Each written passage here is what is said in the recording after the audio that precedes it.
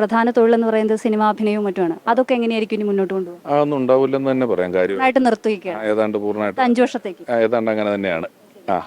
മുഖ്യ വരുമാന മാർഗ്ഗം ഇല്ലാതാവും. ആവേണ്ടതാണ്. അപ്പോൾ എങ്ങനെയാണ് ജീവിതം മുന്നോട്ട് കൊണ്ടുപോകുക? സത്യത്തിൽ എൻ്റെ ഭാവിയെക്കുറിച്ച് ഞാൻ അങ്ങനെ കാര്യമായിട്ട് ചിന്തിച്ചിട്ടില്ല. ഈ ജനങ്ങളൊക്കെ ഉണ്ടല്ലോ. സ്റ്റേജ് പരിപാടികൾ ഉൾപ്പെടെയാണോ 5 വർഷത്തേക്ക് മാറ്റിവെക്കാന്ന് പറയുന്നത്? ഏതാണ്ട് അങ്ങനെ ഞാൻ എനിക്ക് വരുമാനം ഉണ്ടാക്കാൻ വേണ്ടി ചെയ്യുന്ന സ്റ്റേജ് പരിപാടികൾ എന്നുള്ള അർത്ഥത്തിലാണ് പറഞ്ഞിരിക്കുന്നത്. പിന്നെ ഞാനൊരു സ്ഥലത്ത് വേറൊരു സ്ഥലത്ത് കുറേ നാൾ ജോലി ചെയ്ത് ഒരു സ്ഥലത്ത് ഞാനൊരാളായി.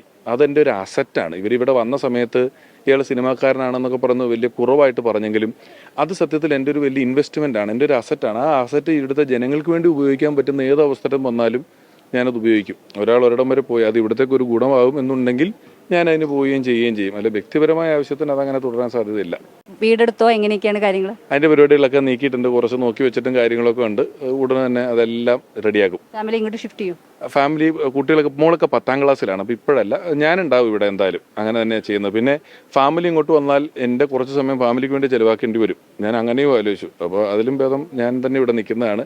പിന്നെ ഇപ്പം പോയി വരാവുന്നുള്ളൂ, ഒരു രാത്രി പോയി രാവിലെ വരാവുന്ന ദൂരം, ദാമ്പത്യത്തിലേക്ക് തിരിയാൻ അങ്ങനെയൊക്കെ തിരിയാവുന്നതേ ഉള്ളൂ. എന്തായാലും ഇവിടുത്തെ ജനങ്ങൾ ഈ ചെയ്തത് ഞാൻ നേരത്തെ പറഞ്ഞു, ഞാനൊന്നും ചെയ്തു കൊടുത്തിട്ടല്ലല്ലോ അവർ വിജയിപ്പിച്ചത്. ചെയ്യുമെന്നുള്ള പ്രതീക്ഷയാണ്. അഡ്വാൻസ് എന്ന് പറയും.